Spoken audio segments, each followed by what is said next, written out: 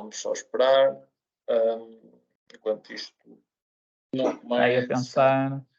E parece que já começou, parece que está a gravar. Ricardo, bem-vindo, mais uma edição do Mercado ao Lado. O Henrique, neste momento, para os nossos espectadores, não sabemos dele. A última vez que tivemos notícias do Henrique, ele tinha saído de um bar com um indivíduo chamado Carlão. Por isso, se virem o Henrique, pedia-vos que nos informassem, que nos mandassem uma mensagem nas redes sociais, preferencialmente no Instagram, ou que comentassem aqui no YouTube. De facto, se viram o Henrique, porque desde que ele saiu com o Carlão, não sabemos onde é que ele anda. Mesmo assim, vamos começar o episódio desta semana, porque não podemos parar aqui no Mercado Moralado. Esta semana temos muita coisa para discutir aqui. Hoje vai ser um episódio mais voltado, não sei se concordas, Ricardo, para política e cosquices e por aí fora. Acho que sim. Mas acho que também faz falta. Terça-feira desenjoamos o episódio de terça com ações puras e duras para fechar os episódios desta semana. Sendo assim, hoje podem esperar aqui uma conversa sobre o encontro bilateral entre o Presidente dos Estados Unidos e o Presidente da China. Também um pequeno overview do que se está a passar no dia neste momento, o que pelas informações que tenho, é algo preocupante, mas falaremos disso um bocadinho mais à frente. É possível que as próprias operações da empresa estejam em risco com as mais recentes movimentações do Elon Musk. Mas antes de chegarmos a esses dois temas, eu, antes de importares, Ricardo, gostaria de pegar, na minha opinião, no grande tema desta semana aqui em Portugal. Não estou a falar do facto do nosso Presidente da República ter falado numa flash interview. Estou a falar de uma coisa que considero um bocadinho mais... não é um bocadinho mais grave, mas é um bocadinho mais séria. Digamos assim, porque esta semana tivemos revelações do ex-presidente do governador do Banco Central Português, Carlos Costa, que veio, de facto, acusar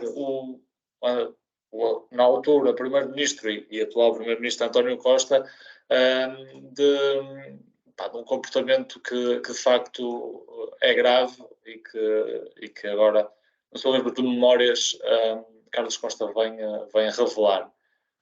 Mas o que se passou aqui transcende muito, na minha opinião, esta acusação.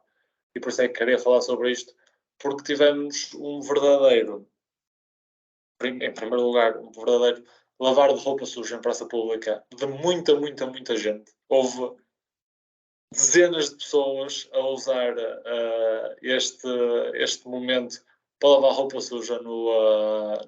Está o homem. Vou parar aqui o meu comentário. Henrique, estávamos preocupados contigo. Queria pedir às pessoas que não se preocupem, que não precisam de mandar mensagens se tiverem visto o Henrique, que ele está de volta. Está tudo bem, Henrique?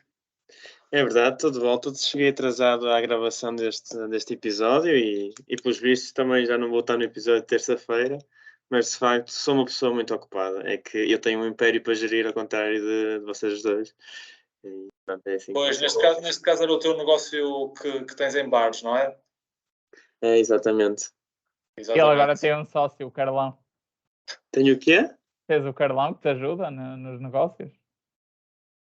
É o teu sócio, o Carlão. O Carlão, aquele com que saíste do bar da última vez que te vimos. Exato. Ok. Faz sentido, aquele rapaz, sim. Ele tem-me ajudado em algumas coisas. Acreditamos que sim, Henrique. Para te pôr a par do que se está a passar aqui neste momento, estamos a falar um bocadinho sobre Costa versus Costa, ex-governador versus primeiro-ministro. E continuando então o que estava a dizer, de facto tivemos montes de gente a lavar roupa suja. E então queria ir aqui um bocadinho passo a passo, porque houve muita badalhoquice e sabe, badalhoquice eu gosto. E estive deliciado esta semana. Começando pelo Marcos Mendes. O Marcos Mendes está claramente... e interrompam-me quando quiserem, porque eu quero que levemos isto mais como uma conversa do que como um comentário. o Marcos Mendes está cada vez mais a posicionar-se em cima do pequeno andaime que ele traz em todos os sítios para onde vai para ficar um bocadinho mais alto.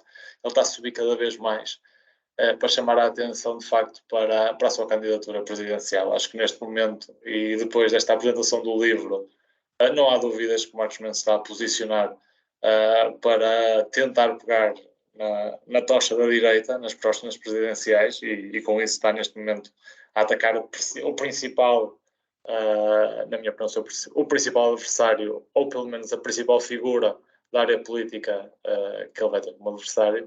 E então Marcos Mendes vem e opta por fazer a apresentação deste livro, sobre o qual ele não tem absolutamente nada a ver, e inclusivamente acusa António Costa de um crime na venda do Banif há uns anos atrás, acusando mesmo de possíveis atividades criminosas e instigando o Ministério Público a investigar o atual Primeiro-Ministro. Ou seja, claramente Marcos Mendes está a tentar pôr o Costa fora da corrida, ou pelo menos a prejudicar a sua imagem, e eu achei isso absolutamente delicioso. Mas antes disso, também temos que olhar para o próprio Carlos Costa, que passados tantos anos vem aqui à praça pública enxovalhar o Costa, e ainda por cima o que é pior é que ele escreve coisas provavelmente fora de contexto no livro, descontextualiza as coisas. Diz que o António Costa lhe disse para ter cuidado com a forma como tratava Isabel dos Santos, na altura, devido à problemática, do facto de ela ser administradora num banco e acionista num banco. Eu não sei qual é a vossa opinião, mas eu acho que não tenho dúvidas nenhumas que o Costa falou o António Costa falou com o Carlos Costa sobre isto. Provavelmente lhe disse para ter cuidado com as relações, etc.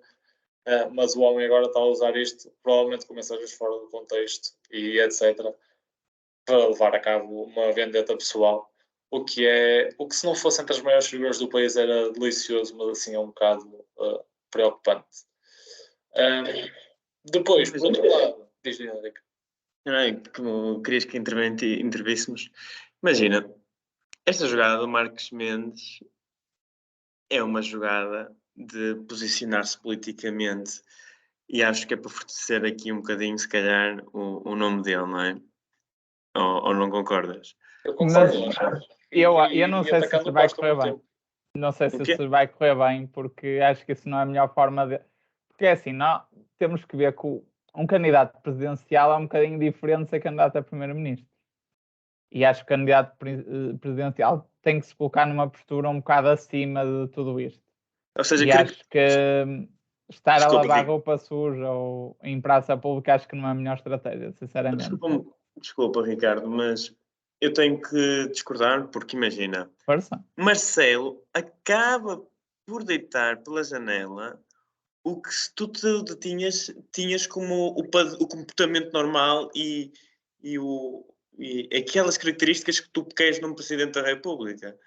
Não é? É o que estávamos a falar hoje, que o nosso Presidente da República foi uma flash interview de um jogo de futebol. Ou seja, mas o nosso Presidente da República atual é um palhaço. Sim, a questão é tipo um tiririca, pronto, um bocado mais olha, nós a poder ser presos. Que giro. Mas não, é verdade. Tu podes dar a tua opinião. Pronto, um bocado mais culto, mas não passa de um tiririca, se vamos ver. Não. Faz umas graçolas e tal. Eu não vejo... Agora infeliz, normalmente. Eu acho, imagina, porque se tu ouves alguns podcasts políticos, etc., havia uma tendência e diziam que o que o Marcelo estava a querer durante este ano era preparar as próximas presidenciais para passar o testemunho de uma pessoa tipo Passos Coelho. Embora Passos Coelho nunca tenha dado o seu interesse pelo cargo, etc., etc., mas ainda estamos longe das próximas eleições, não é? Passos Coelho odeia o Marcelo, tipo... Exato. Mas o Marcelo anda a tentar puxá-lo, não sei muito bem. Mas exato, mas a verdade é que o Ricardo e eu estamos a dizer é que o Marcelo, não sei porquê, está a puxar aqui o...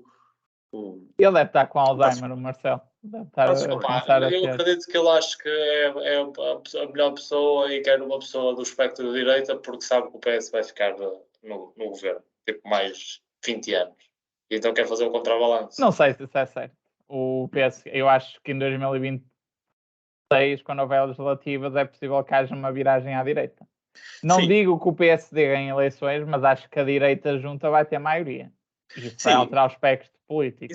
Exato, nisso eu Não tem concordo. Eu grande também dúvida. acho que a direita vai ganhando força e este governo está no primeiro ano e as polémicas estão a começar a afundá-los. Eles estão a começar a ficar afogados com as próprias polémicas. E eu acho que o Marcos Mendes está aqui a fazer uma jogada, porque com esta atacada, imagina, o Marcelo já está fora de qualquer conversa por culpa do que ele tem feito. Passos Coelho não quer estar na jogada.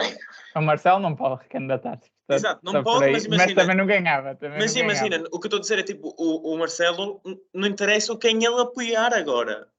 Entendes? É isso que estou a dizer. Ou seja, o impacto dele já não é relevante. Dirias que o Marcelo é tóxico neste momento? O Marcelo neste momento é... Por exemplo, tóxico. Como?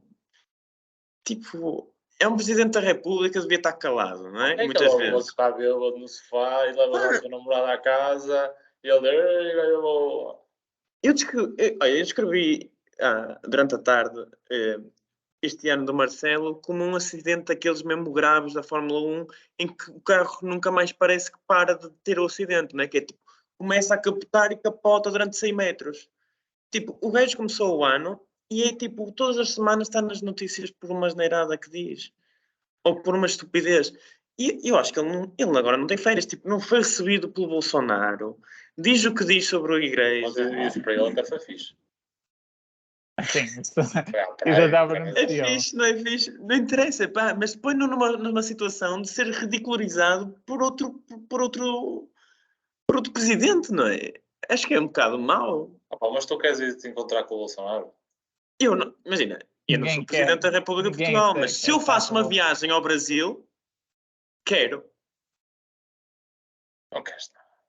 Não. Imagina, eu não gosto do Bolsonaro, atenção, mas tipo, o Presidente Marcelo foi lá para aquilo. Na verdade, nós todos sabemos que foi para ir para a praia, que é o que ele gosta. E ver os netos, que acho que tem lá os netos, aproveitou a viagem. Então, já que os burros somos nós que pagamos a viagem, há que aproveitar para ir ver a família. E alguém tinha que levar o coração do Dom Pedro. Exatamente.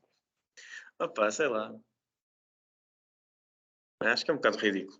Mas estavas a dizer então a parte do António Costa e interrompi-te.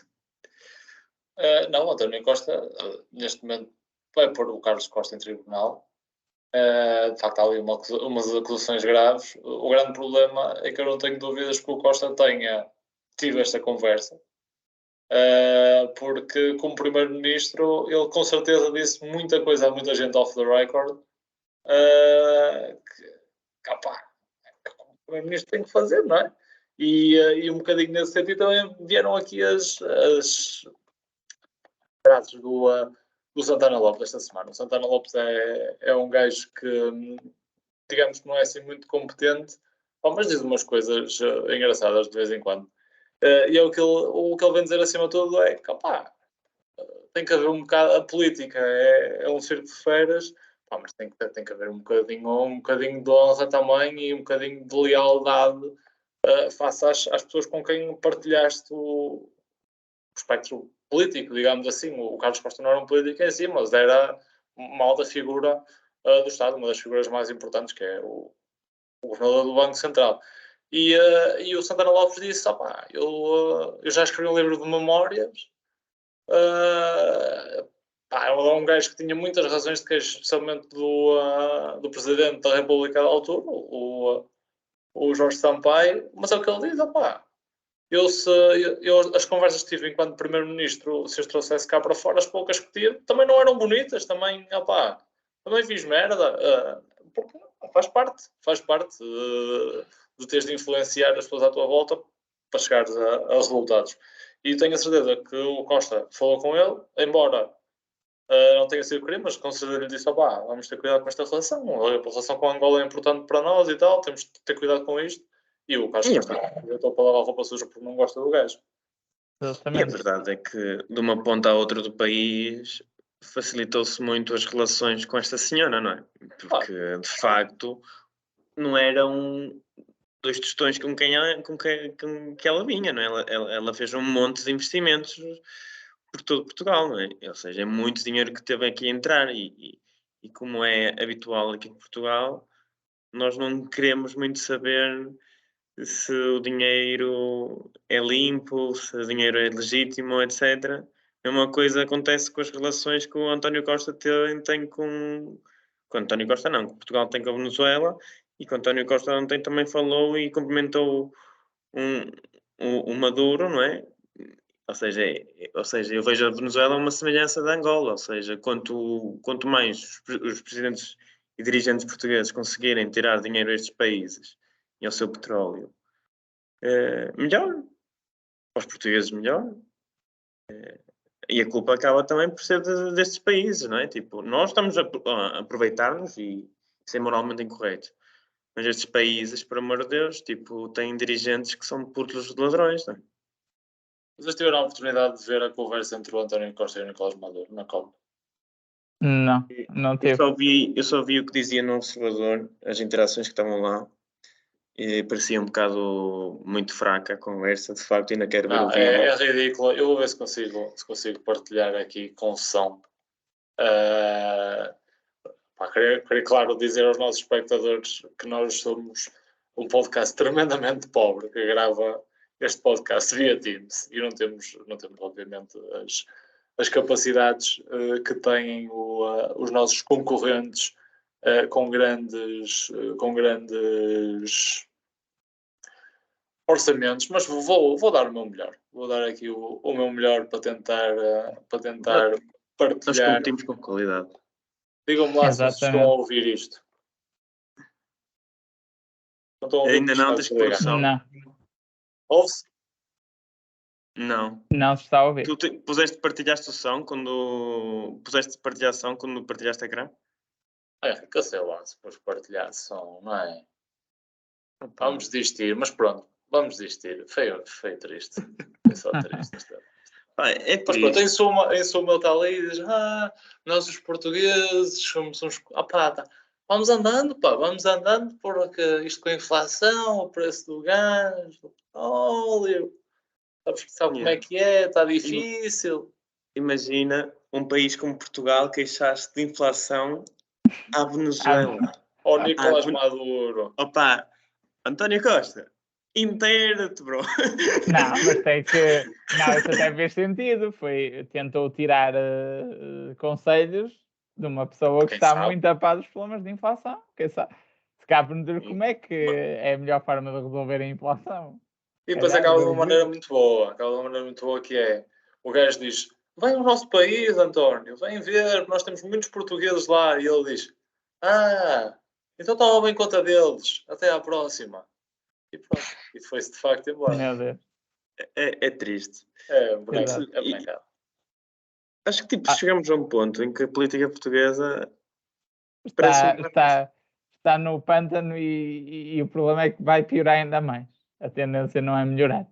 Não, é tipo terrível isto. Lamento informar isso. Mas imagina, eles conseguem-nos provar a cada semana que conseguem ser piores. Para mim, parabéns. Vocês não têm saudades do Cavaco e do Portas? Tenho saudade. Esta semana dei por mim a ter saudades do Cavaco. Ao menos estava calado. Dizia umas parvoíces de vez em quando, mas depois calava-se durante meses e não sabia mais. Quando disse que 10 mil euros nos chegava para as despesas. Mas ele falava pouco, percebes? Por isso é que ele não se deixava ir. Exatamente. Sabia qualquer coisa. É isso. Olha, mas sobre o Carlos Costa, só aqui uma pequena teoria da conspiração. Ele foi nomeado na altura que o primeiro-ministro era o José Sócrates. Não sei se não pode ser aqui interessante. Uma vendetta pessoal? Estar aqui a lutar pelo que acredita ser a sua verdade? Talvez. Acreditas que sim? E depois é muito bom que também foi reconduzido à revelia de Costa ainda por Passos Coelho, pouco antes. Exatamente. Pouco antes da queda por isso... do início da geringonça. Portanto, existem aqui várias apostas para quem foi o mandatário desta vendetta pessoal. Eu diria que já ocupei aqui bastante tempo com coisas mais mesquinhas. Diria que, Ricardo, se calhar é uma boa altura para passarmos aqui a falar sobre o encontro entre Jinping e Joe Sleepy Biden. O que é que achas? Sim, vou falar aqui muito rapidamente deste encontro, que acabou por ser relativamente amigável. Quer de uma parte, quer de outra, houve aqui abertura a diálogo, o que não tem sido muito habitual nos últimos anos entre a China e os Estados Unidos. O facto também de ter havido esta cimeira bilateral antes do G20 presencial, também acho que demonstra aqui uma intenção de ambas as partes de se aproximarem, por assim dizer. A questão de Taiwan, obviamente, foi aqui falada, e aqui acho que foi importante o Joe Biden ter reforçado que os Estados Unidos continuam a respeitar a política de uma só China, ou seja, não, ao contrário do que recentemente a Nancy Pelosi, que criou aqui uma pequena crise, ele veio reforçar isso, que Taiwan faz parte da China. Pronto, a única questão que disse é que se houver mudanças unilaterais por parte da China, que isso teria uma oposição por parte dos Estados Unidos. Mas, no geral, parece-me que houve aqui alguma unanimidade no sentido em que, na questão da Ucrânia, pese embora não haja aqui uma condenação explícita por parte da China, a China acaba por ter aqui uma posição um bocadinho PCP, não é? Partido Comunista Português e tal, nós não queremos a guerra, mas também não condena a Rússia. Pronto, a China, no fundo, tem aqui uma posição muito semelhante. Pronto, e acho que nesse aspecto, o facto da China, de alguma forma, vir aqui reforçar que não quer guerras e não quer disputas entre grandes países, acho que isso acaba por ser um ponto positivo, mesmo para a questão de Taiwan. E acho que a minha opinião é que eu acho que a China pode ser um bocadinho paradoxal aquilo que eu vou dizer, mas eu acho que a China tem menos interesse numa guerra, muito menos interesse numa guerra do que os Estados Unidos. No que diz respeito a uma guerra, uma guerra militar, obviamente, em Taiwan entre a China e os Estados Unidos. Acho que a China não tem interesse nisso. Primeiro, ainda não tem o poderio militar dos Estados Unidos, e a China, acho eu, que sabe muito bem que o tempo joga a favor dela e que muito provavelmente, fruto da sua supremacia em termos de populacional, que acabará por ser a principal potência mundial económica. Por isso, e financeira, não é? Neste momento, exatamente.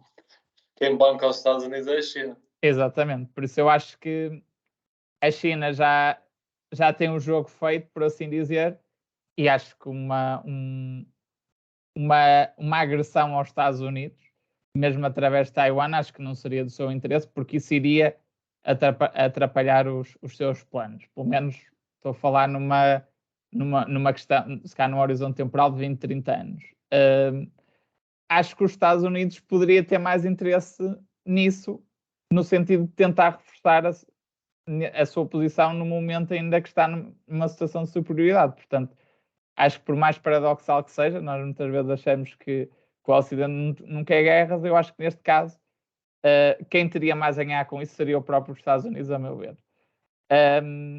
Por isso, acho que acaba por ser aqui uma cimeira positiva, aqui no sentido de retirar também algum risco aqui às próprias ações chinesas, que reagiram bem. E também me parece que o facto de ter havido esta aproximação, quem sabe, pode ser o início de um apoio a negociações entre a Rússia e a Ucrânia. Quero acreditar que este pode ser o princípio de algo, porque acho que a China não tem grande interesse na guerra em si. Os Estados Unidos acho que têm um bocadinho mais de interesse, porque exerce aqui também uma posição de superioridade face à Europa, o que eu acho que também não é muito do agrado da China. Por isso acho que a China se calhar mais tarde ou mais cedo pode ter aqui algum tipo de envolvimento no sentido de tentar pressionar um pouco as negociações de paz. Por isso acho que foi aqui positivo e acho que claramente há aqui um contraste entre aquilo que foram os tempos do Donald Trump, ter uma posição muito agressiva em relação à China, e acho que aqui com o Joe Biden, acho que essa situação parece estar a tomar um rumo diferente, e acho que para o bem do mundo é bom que isso aconteça. Dirias que os problemas com a China estão esquecidos por Joe Biden? É assim, eu não diria esquecidos. Agora, o que me parece é que, de alguma forma, há um interesse em aproximar em os dois países aproximarem-se. Eu acho que isso também pode ter a ver com o facto da China economicamente estar numa situação um bocadinho mais frágil do que o habitual. Não sei, acho que pode haver aqui algum interesse dos Estados Unidos nisso. Não digo de estender a mão à China, mas de criar aqui algumas sinergias que também possa ganhar com isso. E a China, neste momento, se calhar também precisa mais dos Estados Unidos do que nunca, portanto, eu acho que se calhar não diria que isto vai durar para sempre, estas rosas, este mundo de rosas, mas diria que pelo menos por algum tempo, se calhar é do interesse de ambas as partes terem esta posição de aproximação. Adoro que tenhas levado a minha pergunta a sério, eu estava só a dizer que Joe Biden é um bocado triste. Há o risco dele se esquecer do que disse. Peço desculpa, Joe Biden. Isso pode ser um bocado complicado, mas Imagina, no geral, a minha opinião. Eu acho que, tipo, discordo de uma coisa que tu disseste. Concordo que, tipo, no curto prazo vai aliviar aqui as tensões e até pode beneficiar para a guerra na Ucrânia e isso tudo, concordo com isso tudo. No entanto, eu acho que tu já tens, tipo, imagina, eles disseram que não vão fazer uma guerra fria. E eu acho que tu já tens uma guerra fria em mãos. Não como aquela que vimos entre os Estados Unidos e a Rússia, não é? Mas uma guerra fria na medida em que tu tens o problema que eles tiveram com a Austrália. Eles tiveram que, durante o Covid, um claro aliado dos Estados Unidos, tens o constante bullying que ele faz a outros países dali do Mar da China. Eles criam ilhas, declaram nova zona marítima, etc, etc. O bullying que eles fazem a Taiwan, a guerra fria e a guerra de influências que eles têm com a Índia. Ou seja, eu acho que a China parece que não, mas está a fazer uma guerra a comprar influência em todos os países do mundo às escondidas. O dinheiro que eles metem nos países da África é absurdo. Metade de Luanda é chinocas e chinês. Grandes empresas nossas são chinesas. Ou seja, isto é tudo para fortalecer. E às vezes nem vejo tanto interesse nessas empresas. Eu vejo mais interesse geopolítico e muitos dos investimentos que eles têm feito em ferrovia, portos marítimos, em próprios outros países, no Médio Oriente e África, etc., é tudo para fortalecer este poderio e esta influência nestes países. E quando falámos há uns tempos atrás do caso de Sri Lanka, o interesse da China em apoiar é para fortalecer aqui um canal de transporte, etc. Eu acho que a China é um caso para termos atenção como a Europa devia ter tido a Rússia. Ou seja, eu acho que a Europa disse que é boa aqui a União Soviética, ok, aquilo não é bem um país a sério, mas pronto, eles já não são um perigo, vamos comprar mais e comprar mais e comprar mais gás e mais petróleo. E depois quando chegas à conclusão que aquilo é asneirada, tu estás na mão deles porque tu tens uma grande dependência deles. E nós já temos uma dependência astronómica deles, só que não é de um bem tão essencial como é o petróleo para uma economia, não é? Ou seja, eu acho que é preciso ter muita atenção à China.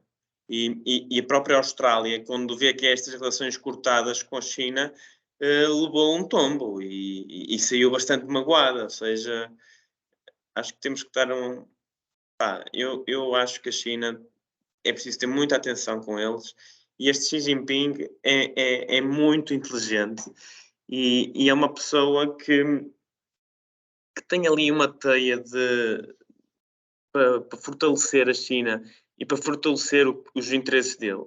Tanto que dentro da própria China, ele neste último congresso do partido, tirou os grandes nomes do partido pela porta fora e olha, tu não estavas... Não, o senhor estava-se a sentir mal, pá.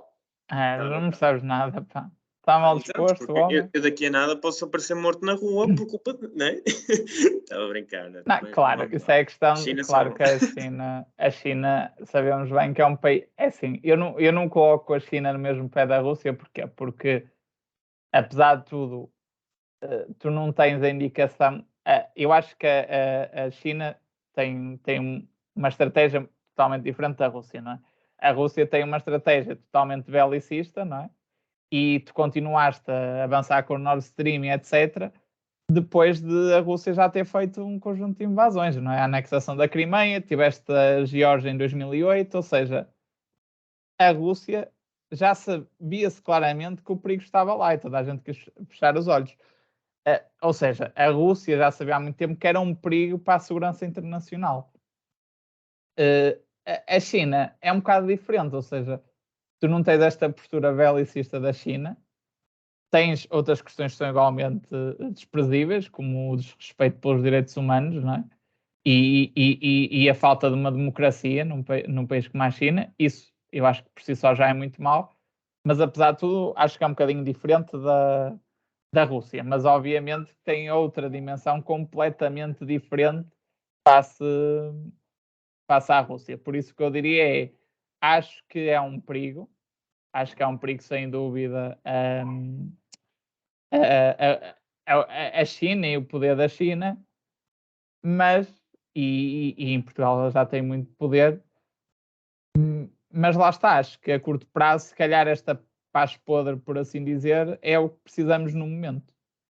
Eles não, o poder deles, eles sabem, acima de tudo, são inteligentes e sabem que o poder deles não é bélico, é económico. Exatamente.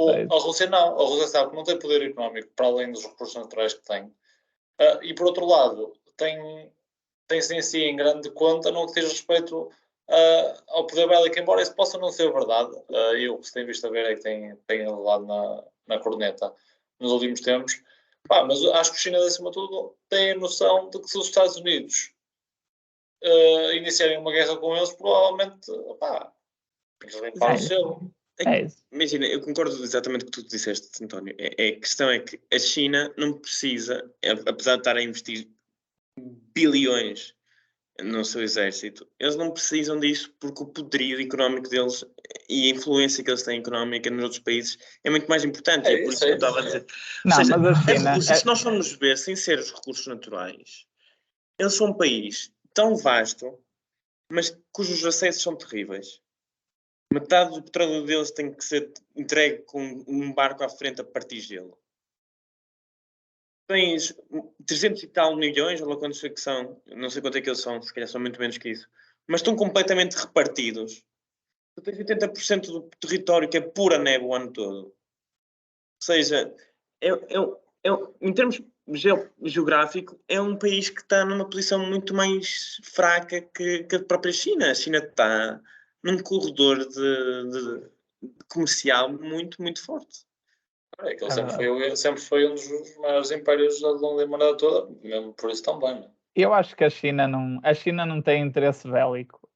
Agora, a China está a reforçar o seu exército, a meu ver, por um motivo, que é, eu acho que pode haver um conflito claro entre estas duas potências, mas eu acho que vai ser, se isso acontecer, acho que vai ser por iniciativa dos Estados Unidos, no momento em que os Estados Unidos já estiverem em decadência face à China.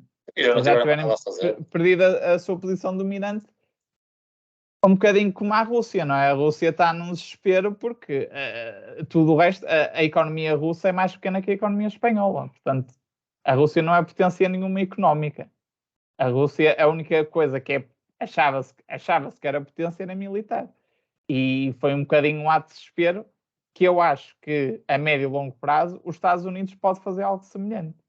Porque a perda do poder a nível mundial que vai acontecer, porque porque isso sempre aconteceu na história, as potências sucederem-se umas às outras, vai acontecer.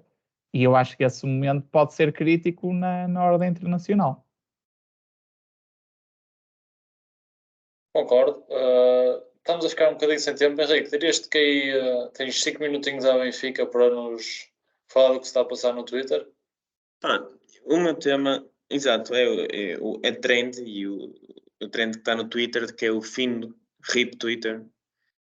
É o fim do Twitter. E o que é que aconteceu? O Elon Musk enviou um e-mail a todos os colaboradores, aos 50% que ainda não tinha despedido, e disse que, meus caros, daqui para a frente, para fazer o Twitter 2.0, é preciso fazer muito mais, trabalhar muito mais, e etc.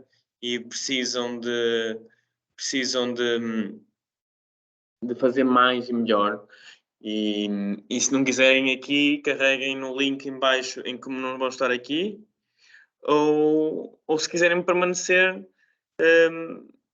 digam que ficam aqui e que vão apresentar este trabalho e este trabalho duro e etc. E querem continuar para o futuro do Twitter. A verdade é que dos 50% que não tinha sido despedido, 50% saiu. Ou seja, não carregou no yes, eu quero ficar. E tanto que o Twitter hoje teve que fechar os escritórios porque não sabia quem podia deixar entrar ou não, porque já não sabia quem é que eram trabalhadores ou não. E chegou uma situação, acho que há equipas e departamentos completos que saíram em massa. Acho que pelo menos os recursos humanos saíram, foram todos embora. Tens montes de engenheiros informáticos que saíram, e prevê-se que agora, com o aumento do volume de tweets por culpa do Mundial, possa haver um crash dos servidores do Twitter. Pode estourar o Twitter. Ao mesmo tempo, parece que o Elon Musk está a gozar com esta situação toda. Põe memes atrás de memes sobre isto. Goza com a senadora Ortiz, que ela mandou num tweet, numa mensagem de apoio aos trabalhadores do Twitter que abandonaram e não aceitaram serem subjugados por este pequeno ditador. E ele goza com ela, diz, não tens de quê, responde àquilo. Eu acho que o Elon Musk está numa situação que não vai correr tão bem. Esta é a minha opinião, vamos ver se ele me engana. Eu acho que eu tenho, ao longo deste podcast, já vamos aqui quase 2 anos, não é, António? Parece que sim. Eu tenho muito criticado aquele homem, porque há muita coisa nele que eu não gosto e não escondo. Mas uma coisa que tenho que admitir é que o gajo é muito inteligente. Ele implementou inovações tecnológicas nos carros elétricos. O SpaceX é uma ideia super inovadora. No entanto, o Twitter é uma rede social. É uma coisa que já existe. Por muito diferente que ele possa fazer, é uma rede social. Num homem que no início do ano passado, no início do monólogo no SNL, ele diz que tem um transtorno de comunicação, já não me lembro qual era o nome da doença que ele tem, mas é um transtorno que limita as suas capacidades comunicativas. E isso nota-se. Quem é que neste momento, imagina, a situação das pessoas que ficaram no Twitter, viram mais de metade da sua equipa a ir embora, como é que vão ver o Elon Musk como um líder? Como é que o Elon Musk vai conseguir pegar... mais vale, nesta situação, ele desmontou a empresa toda, as pessoas, tudo isto. Mais valia quase começar uma empresa do zero, com 60 mil milhões. E atenção, as pessoas dizem, ele é muito rico. Esta compra, parcialmente, foi com dívida. Ele tem responsabilidades para com entidades, para com os bancos e etc. Ou seja, aqui há uma parte do Elon Musk que, olha, acionistas da Tesla têm que estar bastante preocupados, porque o que eu espero é que ele, nos próximos meses, continue a vender aos bilhões de ações da Tesla. Ele vai ter que pagar a quem tem que pagar o que é devido e prevê-se uma crise gigante no curto prazo, pelo menos para o Twitter. Isso se não desaparecer por culpa de um monte de pessoas que já estão a abandonar a plataforma, um monte de patrocinadores que abandonaram a plataforma, um monte de problemas que não consegues dar resposta, etc, etc, etc. E o Elon Musk esquece que isto não é aquela Tesla pequenina e o SpaceX pequenino que ele, com os poucos milhões que tinha, foi dando tudo e depois deu o resultado. Meu menino, tu estás a queimar centenas de milhões. Centenas de milhões. Não é... Isto já é um comboio a 200 km por hora que tu queres... Meu amigo, não podes fazer isto. Isso é a minha opinião. Eu acho que, apesar de ele ser um gênio, e isso tenho que admitir, eu acho que a estratégia dele aqui no Twitter e as decisões que ele está a fazer vão acabar por apanhá-lo. E isto pode parecer mal, mas eu acho que é preciso pôr o Elon Musk um bocadinho no sítio.